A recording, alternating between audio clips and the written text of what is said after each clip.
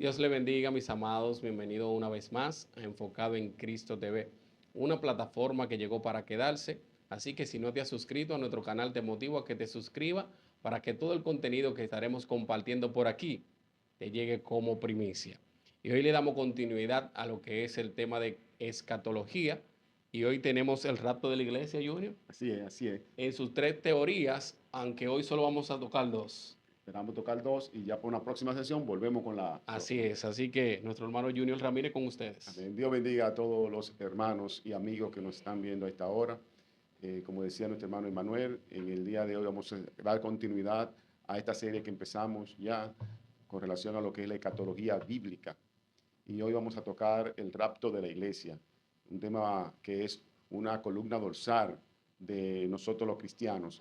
Y básicamente vamos a tocar estas tres teorías que hablan acerca del rapto, entiéndase lo que creen o lo que creemos en el rapto antes de la gran tribulación, aquellos que creen en el rapto a mediados de la gran tribulación y aquellos que creen en el rapto después de la gran tribulación. O sea que vamos a hablar de los pre-tribulacionistas, los medio tribulacionistas y los post-tribulacionistas.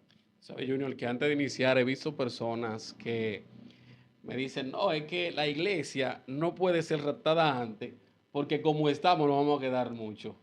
Si en medio es difícil porque la Biblia dice que hay de los que queden en ese tiempo. Entonces, y al final sería más difícil porque, dime tú, si en medio no podemos, Claro. que ya el Espíritu Santo no estará en la tierra, que es el que nos convence de pecado, imagínate al final. Sí. No, mira, en realidad, por eso hay mucha gente que entienden y que a veces creen cosas que ven y que oyen, quizás Sí. no profundizan, pero la realidad es que las tres teorías tienen muchos seguidores. Ahora, la que más adepto tienes y la que más fundamento bíblico tiene es la que creemos nosotros, que es el rapto antes de la gran tribulación. Y en el transcurso de esta serie vamos a ver por qué y en qué se sustentan estas teorías y cuáles son esos puntos valideros que podemos decir si la Biblia respalda eso o no, la Biblia no respalda aquello. Así es. Vamos a tener una lectura bíblica para que empecemos. Hay un texto bíblico que sabemos que todo aquel que cree en el rapto es uno de los textos bíblicos que fundamenta esta palabra que para muchos dicen, bueno, pero es que la palabra rapto yo no la encuentro en la palabra de Dios. Sin embargo, vamos a escuchar aquí o vamos a leer aquí donde esa palabra rapto aparece con su sinónimo. Es en el libro de Primera de Tesalonicenses, para los que puedan buscarlo también. Primera de Tesalonicenses, capítulo 4, verso 16. Voy a leer, dice así, porque el Señor mismo, con voz de mando, con voz de arcángel y con trompeta de Dios, descenderá del cielo, y los muertos en Cristo resucitarán primero. Luego nosotros, los que hayamos quedado, seremos arrebatados juntamente con ellos en las nubes para recibir al Señor en el aire, y así estaremos siempre con el Señor. Por tanto, alentaos los unos a los otros con estas palabras. Amén.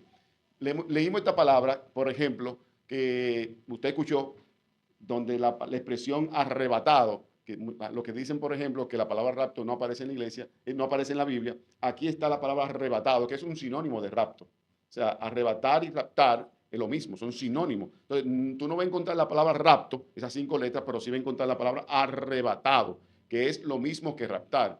Y bíblicamente, en la palabra del Señor, aparecen varios episodios bíblicos donde se sustenta esta palabra. Por ejemplo, en el Antiguo Testamento, nosotros podemos mencionar el caso de Enoc, que no fue raptado. Así es. Aquel que caminó con Dios, que fue fiel a Dios, fue raptado, porque caminó con Dios, el Señor lo raptó. Pero también tenemos el caso de Elías, que Elías también no vio muerte, también fue raptado. El Señor también se lo llevó en carro de fuego. Pudiéramos mencionar el caso en el Nuevo Testamento de Felipe, por ejemplo, que fue raptado y llevado donde estaba leyendo el etíope, aquel ciudadano de Candés, que estaba leyendo el libro de Isaías. El Señor rapta a Felipe y lo lleva para que le explique lo que estaba leyendo. Y esto fue una alma que el Señor trajo y que Felipe fue el instrumento que Dios utilizó para darle la correcta interpretación de lo que él estaba leyendo. El fin es que si nosotros vemos estos ejemplos en la palabra de Dios, que usted ve que no dice la palabra textualmente rapto, pero son arrebatamiento. Sí. Igual con Pedro, cuando lo sacó de la cárcel. Igual con Pedro. O sea que hay un sinnúmero de episodios en la Biblia que se evidencia que la persona fue raptada, lo que nos dice a nosotros que tiene sustento y asidero bíblico. Entonces, este texto que nosotros acabamos de leer, que Pablo le escribe a los tesalonicenses, que habla precisamente para traer un confort y un ánimo en aquellos hermanos que pensaban que en aquel tiempo sus seres queridos que habían muerto pensaban como que ya no tenían esperanza, Así pensaban que habían es. muerto y ya no había forma de tener esperanza de que se iban a encontrar con Jesucristo. Y por eso el apóstol Pablo le habla claramente de que todo aquello que murieron en Cristo primero iban a resucitar, pero que nosotros lo que hayamos quedado en el momento de la venida de Jesucristo seremos arrebatados, seremos raptados para recibir al Señor en las nubes. Entonces, el rapto, que mucha gente lo confunde, aquí es que viene el gran problema en que la gente confunde el rapto con la segunda venida de Cristo. Sí, Son dos eventos diferentes y uno de las teorías que nosotros vamos a ver hoy precisamente es una de esas que asemeja ambos acontecimientos como si fuera un solo. Por ejemplo, aquellos que creen que el rapto será después de la gran tribulación, ellos prácticamente lo ven como una unidad, el rapto y la segunda venida de Cristo. Porque si usted dice que el rapto será a la al final de la gran tribulación y la venida de Cristo va a ser al final de la gran tribulación, usted está unificando en un mismo evento dos actividades que son totalmente diferentes.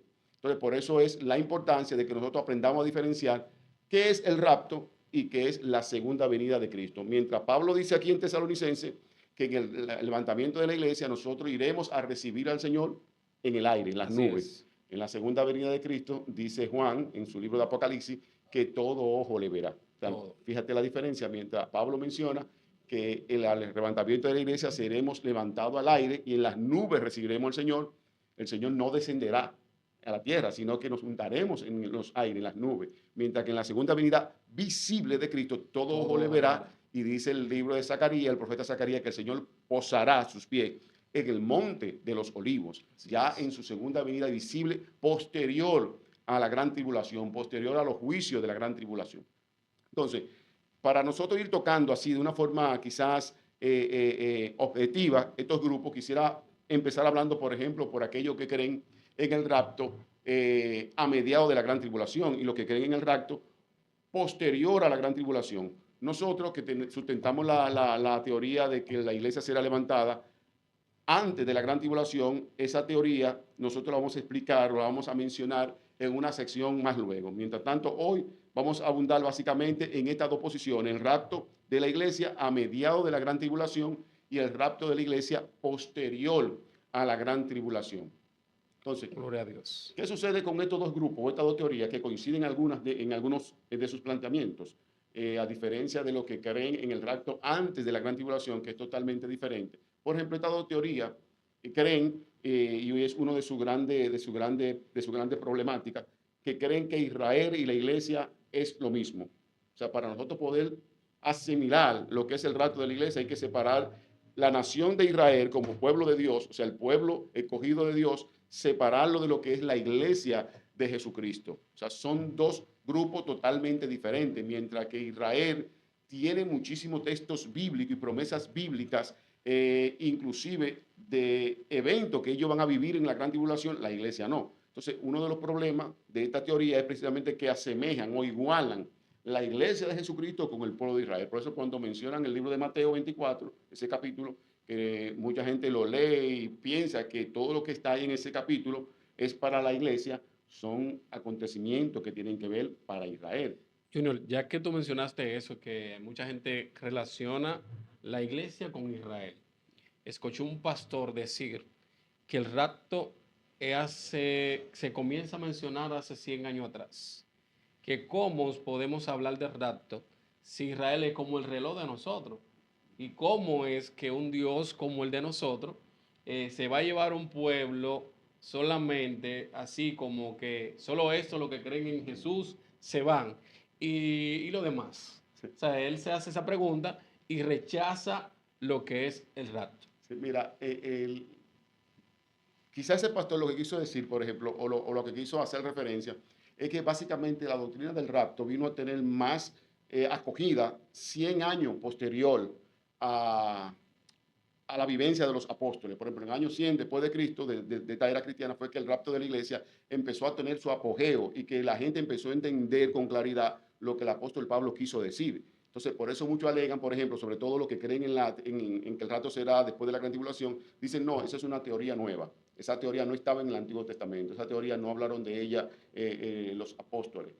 ¿Por qué? Porque se empieza a tomar su auge 100 años posterior a Jesucristo, en el primer siglo de la era cristiana. Pero te voy a decir una cosa, la justificación por la fe, cuando vino a tener su apogeo y que la gente lo asimiló, ¿cuándo fue? Posterior a la Reforma, Claro. con Martín Lutero. O sea, cuando Martín Lutero, el Señor lo iluminó y iluminó a todos esos feligreses de aquel entonces que creyeron y que vieron que el texto bíblico decía que el justo por la fe vivirá, ahí fue que la doctrina de la justificación por fe tomó su auge y que la gente entendió con claridad lo que decía el significado bíblico. Entonces, no se puede justificar que 100 años después de Cristo la gente diga, no, eso salió fue después, eso no estuvo en el Antiguo Testamento. No, lo que pasa es que la claridad, la gente lo comprendió, lo asimiló posterior, 100 años posterior a Jesucristo, pero estaba escrito ya en la palabra.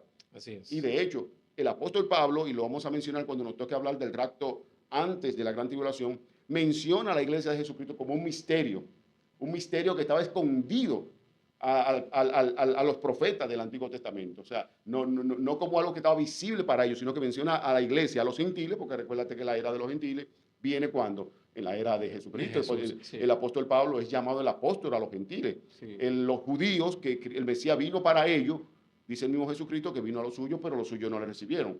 O sea, todo lo que le recibieron, caemos nosotros como gentiles, Sí. a nosotros Él nos dio la potestad de ser llamado hijo de Dios. Y encomendó al apóstol Pablo como el apóstol a los gentiles. Sí. Teníamos a Pedro, que mientras Pedro estaba predicando la circuncisión, predicaba a los judíos, Pablo estaba entonces predicando lo que era la incircuncisión y el evangelio a los gentiles. Y por eso que Pablo dice que el misterio de la iglesia estaba escondido a aquellos profetas del Antiguo Testamento que no hablaron de eso porque era un misterio escondido que vino a revelarse posterior a la muerte de Jesucristo. Amén. Y por eso el rapto de la iglesia no aparece en el Antiguo Testamento, aparece posterior en la era de Pablo, porque precisamente es a Pablo que el Señor le revela el misterio y que habla precisamente del levantamiento de la iglesia de Jesucristo. Así es. Entonces, uno de los puntos que te decía era que no sabían diferenciar o muchos no saben diferenciar cuando el texto bíblico va dirigido a Israel como nación o cuando va dirigido a iglesia como el cuerpo de Jesucristo. Es una de las debilidades que tienen estas teorías.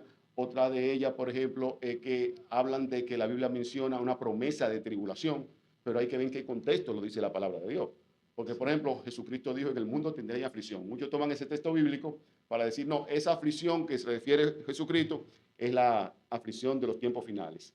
Y por eso dicen, el Señor prometió que viene tribulación, pero hay que ver en qué contexto Jesucristo dijo que tendremos aflicción. En qué contexto nos habla la Biblia que nosotros como creyentes vamos a pasar por ciertas tribulaciones, por ciertos procesos de prueba. No nos habla de esa tribulación escatológica que se menciona desde el Antiguo Testamento como un tiempo de ira del Dios de Jacob. O sea, un día calamitoso, un día tenebroso, un día que el Señor derramará sus juicios. Y cuando habla de día, no se entiende en un día de 24 horas. Se está hablando en el periodo completo de la gran tribulación, que son completos 7 años. Sabemos que hay 3 años y medio que la Biblia segrega, por ejemplo, que va a haber un tiempo de tranquilidad, de paz, de calma, Sí. pero luego de los 3 años y medio que el anticristo entonces haga pacto y quiera asemejarse a Dios y ponerse allá en el trono, allá en el templo, en Israel, ahí entonces vendrán lo que son los 3 años y medio de gran tribulación, donde los juicios de Dios serán derramados sobre la tierra. Así es. ¿Te iba a preguntar algo? No, y que él se enfatiza más porque él pertenecía a lo que era los pentecostales o lo aleluya, como uno llama, y ahora yo lo veo que él promulga el judaísmo, Ya. haciéndonos referencia de que el mismo Pablo nos llama a no creer en estas cosas, incluso le dio una reprensión a Pedro porque él quería entrar en las dos aguas y él tuvo que ¿O con llamar los a la judíos atención. o con los gentiles? Ajá, él tuvo que llamar a una reunión y ahí él se tuvo que definir, o seguía a Cristo o seguía el judaísmo. Exacto. Entonces él promulga eso, que nosotros no podemos creer en el rapto, sino que nuestro reloj es Israel. Bueno, mira, si bien es cierto que el reloj profético para la iglesia es Israel, en el sentido de cuando uno vea que están sucediendo ciertos acontecimientos con la nación judía, como por ejemplo, Con la reconstrucción del templo. exactamente, eso es uno de los ejemplos, eso es un indicio de que ya la venida del Señor está cerca. ¿Por qué? Porque el templo, por ejemplo, y un tema que lo vamos a ver más detallado más a luego, el templo es el lugar escatológico donde el Señor irá y el anticristo irá primeramente a sentarse en el templo y igualarse a Dios.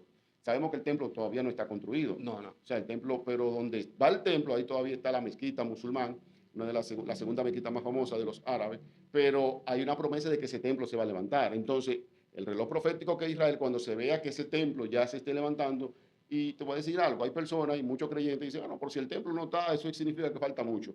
No, la tecnología ha avanzado tanto que te pueden levantar ese templo en cuestiones de días, Así es. semanas o días. Yo vi un documental que los chinos, sobre todo en tiempos de pandemia, Sí. te levantaban hospitales en una semana. Y Increíble. no hospitales para 100 gente, eran hospitales Estamos hablando. Entonces, inmensa. lo que quiero decir es que la tecnología está tan avanzada que no dude usted, por ejemplo, que ese templo se levante en fracciones de días. O sea, que no podemos decir, no, porque el templo no está construido significa que Cristo no viene por ahora. Todo lo contrario, estamos viendo que lo que está pasando con estos tiempos de guerra con Israel y que vemos que muchas naciones europeas están por irse en contra de Israel, es una señal de que lo que mencionó el profeta Zacarías, que se iban a levantar todas las naciones con Israel y que ahí que va a aparecer la señal del Hijo de Dios, de Jesucristo, e irá al monte de los olivos y posará sus pies y va a empezar lo que le llaman la batalla del Almagedón. O sea que eso lo estamos vislumbrando como que el andamiaje, los andamios, la plataforma, la base de eso que ha de suceder pronto, ya como que se está como vislumbrando. Y es una señal para que nosotros como iglesia de Jesucristo nos apercibamos. Porque el Señor dijo claramente que de la higuera aprendamos la parábola, que cuando veamos que sus ramas están tiernas es porque ya se acerca. Entonces tenemos que ver y apercibir lo que está pasando en el mundo, que en cualquier momento la iglesia será levantada. Así es. Entonces, otro de los puntos de estos dos grupos que estamos mencionando hoy, que son los que creen en el rapto a la mitad de la gran tribulación y aquellos que creen después de la gran tribulación, otro de los puntos es que ellos niegan la doctrina de la inminencia. ¿En qué consiste la doctrina de la inminencia de Cristo? Por ejemplo, la Biblia menciona muchísimas veces que Cristo aparecerá de repente, que Cristo, por ejemplo, no va a tener un aviso de decir, ahí viene Cristo, sino que será de repente. Dice que su venida será como un abrir y cerrar de ojos. Y el apóstol Pablo dice... Como ladrón en la noche. Como ladrón en la noche. El apóstol Pablo, donde leímos, dice que de repente el Señor mismo, con voz de arcángel, con trompeta de Dios, descenderá del cielo y los muertos en Cristo resucitarán primero. Y nosotros seremos transformados en un abrir y cerrar de ojos. O sea, que será inminente, que no va a ser algo que te van a avisar por WhatsApp, o por el periódico, o por internet, o por la radio. Ya Cristo viene mañana o en tal día. No. Porque ¿cuánta gente no han puesto fecha de que Cristo viene? Sí, y esos son señales también del fin. Exacto. Porque el mismo Cristo dijo, cuando le digan que yo vengo que tal día, que no crean eso, sino que esos son principios de dolores. Claro. Y realmente ya hemos visto mucho promulgar ser que son el Cristo o que son no, y Dios. que muchos se han ido más lejos. No sí. solamente que han dicho que son el Cristo, sino que muchos han puesto fecha. Sí, que el y, fin. Y salen la mayoría del seno de la iglesia. Creo que fue para el 2012 que hubo algo así. Que oye, en el 2000, en el 2012, en el 2008, o sea, siempre, cada un tiempo surge uno. También escuché de un pastor que la iglesia entera como que... vendió todo. Recogió todo, vendió todo. Todos los hermanos comenzaron a vender casas en Estados Unidos, que ya el fin llegó. Claro. Pero al final él salió con todo eso. Claro. Todo eso. No, o sea... quedan los hermanos ahí apenados porque todavía pusieron su confianza en esa persona. Porque todavía aparecen hermanos que al no conocer la palabra se dejan vender el gato por liebre. Porque si usted conoce la palabra y alguien le viene diciendo, mira, Cristo viene en el 2026. Si tú conoces la palabra, no es verdad que tú vas a salir a vender tu pertenencia para decir que tú te vas a preparar porque Cristo viene. Aparte de eso, también aquí mismo tuvo un muchacho, un dominicano, que se fue por el monte y dijo que el Señor venía y de una profecía y se fue por el monte a esperar al Señor con un grupo de gente. Lamentablemente quedó mal. Porque la Biblia dice que nadie conoce ni el día ni la hora, ni aun los ángeles del cielo. Creo que también escuché una iglesia como se pusieron a ayunar porque Cristo venía y muchos de ellos murieron. Murieron. Sí, creo que, no recuerdo del país, pero sí creo murieron. Que esa noticia también. O sea, el fin es que lo que queremos decirle con esto, hermano, que la venida de Cristo es inminente y no tiene un aviso antes. ¿Cuál es el aviso nuestro? Lo que nos dice la palabra, que aprendamos de la higuera la parábola, veamos cuándo sus ramas están tiernas. O sea, no hay una fecha que tú puedes decir es mañana, es pasado mañana. Puede ser en cualquier momento, puede ser ahora mismo. Entonces, los que creen en la doctrina del rapto a mitad de la gran tribulación están echando por tierra la doctrina de la inminencia. Porque, por ejemplo, supongamos que empezó la tribulación. Tú calculas 3 años y medio, para los que creen que va a ser a mitad de la gran tribulación. Tú calculas 3 años y medio y tú vas a decir, no, Cristo viene en 3 años y medio, déjame prepararme. Pero que esos 3 años y medio, también hay una profecía que aquellos que no se sellen, no podrán ni comprar ni ni comprar ni vender. beber. La paz será para aquellos que no creen en Jesús. Es lo que te estoy Entonces, diciendo. si nosotros ahora en estos tiempos nos sacrificamos, nos cohibimos de muchas cosas que realmente son buenas, pero no nos convienen. Claro, claro. Son buenas para la Que a la carne, carne le le apetece. agrada, tú sabes. Y entonces en esos tiempos nos vamos a sellar. Si todo aquel que se deje sellar en ese entonces dice que no entrará al reino de No, los porque cielos. ya el sello, Porque el sello hace referencia a la bestia, ya una que son señal. de él, es una señal. Es como nosotros cuando nos convertimos al Señor, que el Espíritu Santo nos sella, nos pone esa estampa de que somos propiedad de Cristo. Exacto. Pero aquí va a haber una marca, va a haber un sello en el cual todo el que se lo ponga está de acuerdo con la bestia. Claro, claro. No, y esa es una de las debilidades de esa teoría, lo que tú acabas de decir, ciertísimo, con mucho asidero. O sea, si tú dices que el rato de la iglesia va a ser a mitad de la gran tribulación, tú no tienes alternativa que si estás en ese proceso que dejarte sellar. O sea, no podrás ni comprar ni vender, no podrás hacer vida. Y si en dado caso tú dices, bueno, yo no voy a hacer nada de eso, tú sabes muy bien que va a tener que sacrificar tu vida por Cristo, como aquello que menciona Apocalipsis, que fueron los que ofrendaron su vida. Entonces, esa teoría se cae ahí. Porque Y la otra se cae también porque ¿qué quedará? posterior. ¿Qué quedará posterior? No es lo que Sí. estoy diciendo. Tú calculas entonces, en vez de los 3 años y medio, lo que creen que el rato va a ser después de la gran tribulación, nomás tienen que calcular los 7 años. Y cuando vean todos los juicios y todo, y tú no sabes si en esos juicios te fuiste a pique. Entonces, lo que estamos ¿Qué va a venir a viendo, buscar el Señor entonces? lo que estamos viendo que son teorías que, aunque tienen muchísimos adeptos y muchísimos eruditos, y toman algunos textos bíblicos, porque vamos a ver luego algunos textos bíblicos, que son muchos, en cuáles se apoyan esas teorías y cómo lo toman, así como traído por los moños para aplicarlo a sus teorías. Pero lo real, hermano, que estas teorías dejan por el suelo la teoría que sí la Biblia mantiene, que es la de la inminencia de Jesucristo, que menciona que Él vendrá como ladrón en la noche, que cuando nadie lo esté esperando aparecerá, que la iglesia será levantada, lo que leímos en Tesalonicenses, que el Señor aparecerá luego con trompeta de Dios, con voz de arcángel, o sea, que los muertos en Cristo resucitarán primero. Esta teoría, que sí lo dice la Biblia, que es la teoría de la inminencia, el inminente retorno de Jesucristo, no hay forma de negarla porque está en la palabra de Dios. Entonces, Así nosotros es. que creemos en esto, y por eso, como tú decías, estamos sacrificando nuestra carne. O sea, estamos cohibiéndonos quizás de darle deleite a la carne, de darle rienda suelta a la carne. ¿Por qué? Porque queremos estar preparados por si Cristo viene en cualquier momento. Y se ve sencillo, pero no lo es. Si tú te fijas en los trabajos, cuando hay una persona cristiana, es el que vive mirando. Claro. Todo el mundo puede hacer y deshacer. Un cristiano puso una taza mal en un lugar y ahí mismo ya, no, eso fue el varón. Claro. Pero varón, ¿sabes? Que es un sacrificio que entendemos lo damos por basura, porque creemos que lo que Cristo ha hecho con nosotros es algo fenomenal, algo que Incomparable. no tiene precio. Sí, sí. Pero si nos vamos a esa teoría, entonces vamos a esperar que venga la gran tribulación y ahí... Ahí no tratamos No, de arrepentirnos y buscar buscar a a Dios, Dios. ¿verdad? Es lo mismo que decía el apóstol Pablo con relación a la resurrección. Aquellos que negaban que no había resurrección, pero bueno, por si no hay resurrección, tampoco nosotros vamos a resucitar, vamos a comer, vamos a beber, que mañana vamos a morir. Entonces, yo creo que la gente se pierde en lo sencillo. Yo sé que es la intención de Satanás hacer y traer confusión.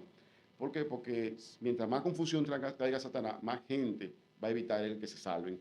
Porque cuánta gente no hay en grupos religiosos falsos que creen que están haciendo lo correcto, sin embargo están desviados de la palabra de Dios.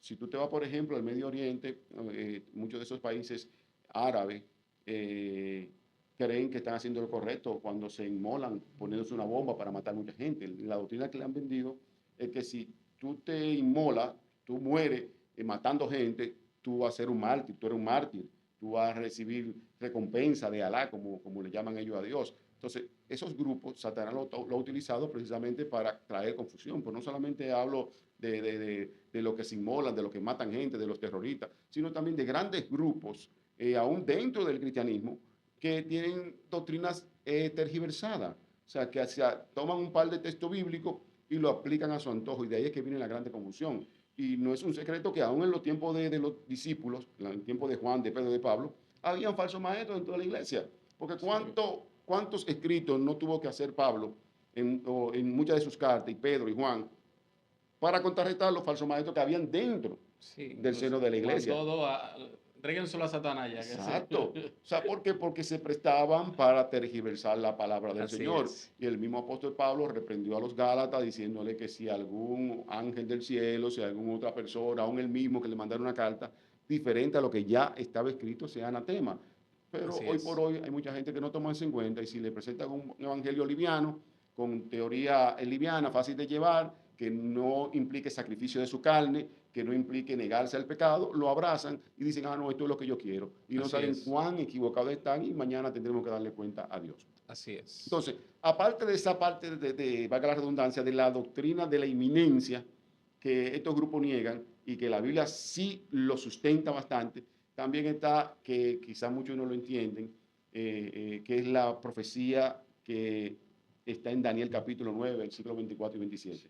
que luego le vamos a dedicar una sesión completa para hablar de las 70 semanas, que es un dato profético que tuvo cumplimiento parcial y que aguarda un cumplimiento para los tiempos escatológicos. Entonces, los que creen en la teoría del rapto a la mitad de la gran tribulación y posterior, creen que ya eso fue una profecía cumplida. Entonces, como yo creo que eso fue una profecía cumplida, niegan que queda una semana literal en su cumplimiento. Recuerda que la profecía de Daniel menciona que son 70 semanas, pero 70 semanas de años. Sí. Si tú multiplicas esos 70 por 7, o sea, te va a dar, por ejemplo, 490 años. Sí. Ya de esos 490 años se cumplieron, queda pendiente por cumplirse 7 años, que son los 7 años que guardan para la gran tribulación. Se cumplieron, por ejemplo, lo que eran los 462 años antes de la muerte de Cristo. En el transcurso de la muerte de Cristo se cumplió 7 años, que suman los 469, y el último, que es los 7 años finales, están guardados para el proceso de la gran tribulación, 7 años literales. Ellos dicen que no, que son 7 años simbólicos. Pero si los otros se cumplieron literal, tú no me puedes decir que los últimos 7 son simbólicos. Así O sea, es. no puedes ligarme en una profecía alegoría con el método literal. O son literal o son alegóricos. Entonces, si se cumplieron ya de los 490 años, se cumplieron ya desde la muerte de Cristo hacia atrás, 483, Sí. significa que fueron literales. Entonces, los otros 7 también son literales, que son los 7 Sí. de la gran tribulación. ¿Cómo podemos explicar eso? Que son guardados esos 7 años. Precisamente porque el reloj profético de Dios se detuvo porque precisamente hasta que se cumple la profecía, no tenemos tiempo quizá para leer el texto bíblico, pero cuando nos toque hablar de las 70 semanas, lo vamos a leer y a desmenuzar. La profecía menciona, por ejemplo, que hay 70 años determinados para el pueblo del Señor, o sea, para el pueblo de Israel. Y ahí menciona 6 requisitos que tenían que pasar, que era exterminar el pecado y que el príncipe de un pueblo que se iba a levantar, que es el anticristo, ahí mete el anticristo. Entonces, como mete el anticristo, significa que esos 7 años están guardados para la época del anticristo. Okay. Porque ese príncipe que se iba a levantar o que se va a levantar hace referencia al anticristo porque dice que se vaya a sentar al trono de Dios y que se va a asemejar a Dios. Entonces, eso no está cumplido. Así es. Porque el anticristo no ha venido a la tierra. Muchos dicen, y pudiera ser que quizás su estructura ya esté por ahí. Porque si Cristo viene pronto, significa que la estructura del anticristo esté por ahí. Uno nunca sabe. Y no sabemos quién es. Ella menciona que un hombre que va a querer ser igual a Dios va a tener mucho poder porque va a tener un falso profeta que va a hacer señal, va a tener mucho adepto porque los gobiernos van a creer en él, porque al principio van a decir, este es el hombre que queremos. Ha traído paz en un mundo con tanta turbulencia, con tanta guerra, nos ha traído la paz. Pero después de la paz vendrá entonces los juicios de Dios sobre la tierra. Muy fuerte. Entonces, yo sé que hay muchas personas que se inquietan con el tema de la profecía de Daniel, porque Daniel también tiene profecías que se cumplieron en su mayoría, pero hay otras que aguardan su cumplimiento. Y una de esas es de las 70 semanas, que para muchos crea confusión porque quizás lo calculan o toman el año de inicio de forma errónea, porque hay varias fechas, hay 3 fechas que ponen muchos escritores y empiezan a calcular los 490 años desde ahí. Sí, pero si tomaste una fecha errónea de la partida, no te van a dar. O sea, te va a pasar o va a tener un periodo antes de cumplimiento. Ahora, si tú tomas la fecha correcta, que es el año 444 antes de Cristo, y calcula los 490 años, lo que se cumplieron ya, que fueron 483, más los 7 años que aguardan para la gran tribulación, va a tener el cálculo exacto de lo que dice el profeta Daniel. Y eso lo vamos a ver cuando nos toque hablar de ese punto escatológico de las 70 semanas de Daniel. Así es. Otro de los puntos, y esto va más bien con aquellos que creen en que el rapto será a mitad de la gran tribulación, es que confunden las siete trompetas con las siete copas. Por ejemplo, ¿qué creen lo que creen en el rapto a mitad de la gran tribulación? Que los siete sellos y las siete trompetas se van a cumplir antes de los últimos 3 años y medio, o sea, los primeros 3 años y medio.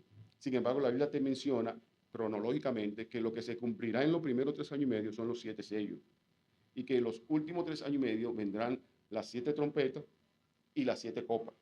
Entonces, eso te lo menciona el libro de Apocalipsis con claridad, pero ellos creen que tanto los siete sellos como las siete trompetas van a ser en la primera mitad de la gran tribulación. Y por eso dicen que hasta ahí la iglesia estará en la tierra pasando la gran tribulación y que luego que se cumplan lo que son los siete sellos y las siete trompetas, en la séptima trompeta la iglesia será levantada. ¿Por qué? Porque te confunden esta trompeta de Apocalipsis con la trompeta de Primera de Tesalonicenses. Como Pablo dice que el Señor mismo con voz de arcángel y con trompeta de Dios, te confunden esa trompeta de Primera de Tesalonicenses, te la están confundiendo con la trompeta, con la séptima trompeta de Apocalipsis, son totalmente diferentes. Entonces es Aleluya. uno de los puntos débiles de esa teoría. Ahora, yo te digo, ¿puede la iglesia meterse en el libro de Apocalipsis o en la profecía bíblica y entenderla? Yo creo que sí. Claro, porque el Espíritu Santo es que te da esa sabiduría. Y hay Y muchos que que te sí. falta de sabiduría, que se la pida a Dios, dice la misma palabra. Exacto. Y mucha gente entiende con claridad los eventos proféticos, pero hay otros hermanos que no son muy dados a eso porque no se dejan guiar por el Espíritu Santo. Tienen el temor de que se van a confundir porque dicen, voy a ver una figura, voy a ver una imagen, voy a ver esto, un dragón. No, el Señor te da la interpretación y te da los conocimientos. Y además, ya al día de hoy, muchísima gente ha escrito de todas esas Sí. cosas. O sea, mucha gente, y hay muchos escritos que te ayudan y te sustentan y tú puedes buscar fuentes de información, claro, que sean correctas. Porque si tú te vas a Google y empiezas a buscar, tú vas a encontrar ahí de todo y te puede confundir. De todas las religiones. Claro, y te puede confundir. Pero yo creo que la iglesia está llamada precisamente a escudriñar las escrituras. Y la Biblia habla claramente que si a alguien le falta entendimiento, si le falta sabiduría, que la pida a Dios, Así que el es. Señor la va a dar. Entonces yo creo que estos puntos de vista, hermano, si usted se interesa en escudriñar la palabra y en analizar punto por punto lo que dice la Biblia, Dios le va a dar el entendimiento. Y precisamente es nuestro propósito, ser como un auxilio para darle apoyo en lo que quizá usted no puede entender. Usted podrá estar o no estar de acuerdo con nosotros, pero usted va a escuchar, va a analizar y te va a retener lo que usted entienda que está correcto, ¿verdad? Claro. Y lo pueden poner en los comentarios ahí, que ahí le respondemos también. ¿Sabes? Exacto, y No hay problema. puede mencionar y hacer su pregunta o decir, mire, hermano Manuel, hermano Junior, yo no estoy de acuerdo con esto y por aquello. Pregunte y denos su sugerencia, y nosotros le vamos a ir a la luz, claro, siempre a la luz de la palabra de Dios. Sí, porque no con opiniones, ¿cómo Exacto. se? Con No, personales, no, no, no. sino que realmente sean centradas en lo que es la Exacto. palabra de Dios. Siempre con la palabra de Dios, porque el apóstol Pedro dice que no hay ninguna escritura que sea de interpretación privada. Propia, ¿no? Porque eso es lo que trae mucha confusión y mucha falsa doctrina, que la gente viene con su propia interpretación. Así Y la es. Biblia es su propio intérprete. Así La es. Biblia es su propio intérprete y además que el Espíritu Santo da el entendimiento y la claridad a la gente cuando la lee. Por eso dice Hebreo que es más cortante que toda espada de 2 filos Así y que es. discierne lo más profundo de nosotros, la intención de nuestro corazón, que parte y llega allá hasta los tuétanos. O sea que la palabra de Dios se explica ella misma, es su propio intérprete. Y lo importante de la palabra de Dios es que no tiene errores. Porque hay gente, por ejemplo, que ha dicho, y yo he escuchado eso, no, pero mira, la Biblia tiene un error en tal lugar. Y digo, pero búscamelo, yo quiero verlo. Y no se dan cuenta que puede ser que haya un error de edición, de De traducción o traducción. de edición. Puede Sí. ser que el editor, el escritor, el que lo pasó de un idioma a otro o a un lenguaje más sencillo, se haya equivocado y haya puesto quizá algo diferente. Pero la Biblia en su original no contiene errores. O sea, la Biblia es tan perfecta que hay gente que dice, no, pero mira, hay algo que no va de acuerdo con lo que yo creo, pero una cosa es que no vaya de acuerdo con lo que tú crees. Pero a nivel de errores está lo que Dios quiso que esté. Sí. O sea, lo que Dios quiso hablar al hombre, eso es lo que está en la palabra de Dios. Y llegará un momento en que hablaremos de las escrituras, de su inspiración, de su traducción, de las diferentes versiones que hay. Pero es importante que todo lo analicemos a la luz de la palabra de Dios. Sí, ese es No, nuestro filtro. no diga que fue un libro que escribió fulano, que fulano mengano dijo. No, no, no. Lo que diga la palabra de Dios, eso es lo que nosotros vamos aquí a Sabes que tú hablar. mencionaste eso y hay muchas personas que no creen en el Evangelio, no creen en la palabra de Dios porque dice que eso lo escribió hombre. sabiendo nosotros que fue inspiración de Dios, porque como tú me explicas que una persona en los años 1000, retrocediendo a los años después de Cristo, escriba, compagine lo que escribieron, ¿sabes? Sin leerlo. Es algo contradictorio, pero hay muchas personas que se agarran de ahí también para rechazar lo que Claro. dice el evangelio porque choca con sus intereses. Claro, Porque una persona que tú le hables, marido de una sola mujer y tiene 5, va a chocar. está confrontando el pecado, Claro, está claro, confrontando el es real. pecado. No, y eso que tú dices, por ejemplo, que hay gente que dice, pero ¿cómo fulano que escribió, por ejemplo, 3000 años después? Porque hay escritura, la escritura, por ejemplo, los tiempos del Pentateuco y el mismo Job fue uno de los primeros patriarcas. Sí, Y cuando tú vas a esa escritura que es de tantos años hacia atrás y lo comparas, por ejemplo, con el último de los escritores del Nuevo Testamento, que fue Juan, tú no vas a encontrar que hay desavenencia. sí, O sea, porque precisamente cuando las escrituras se sometieron al canon bíblico, que el canon fue lo que se formó tanto del Antiguo como del Nuevo sí, Testamento para organizar los libros y determinar cuáles de ellos se consideraron inspirados y cuáles no, porque hay muchísimos libros. O sea, sí, nosotros tenemos 66, sí, pero hay pero unos hay cuantos más. muchísimos libros que fueron filtrados. Y Sí, precisamente por lo que tú decías, al contradecir uno, lo que ya otro dijo que estaba escrito, lo lo descartamos, porque no puede descartamos. ser que, por ejemplo, uno del Nuevo Testamento contradiga algo que escribieron en la ley mosaica. Sí, Ya eso lo descarta de por sí. Entonces empezaron a hacer esa depuración y por eso la Biblia se quedó con los 66 libros que nosotros tenemos, 37 en el Antiguo Testamento y 39 en el Antiguo Testamento y 27 en el Nuevo Testamento. Pero hay muchas Biblias que tienen libros de más, los llamados apócrifos, que nosotros no lo tenemos, que son historias, porque no es que no sean historias, hay muchas que son historias vividas de los macabeos, de los tiempos de los judíos durante los 400 años de silencio, pero no fueron inspirados.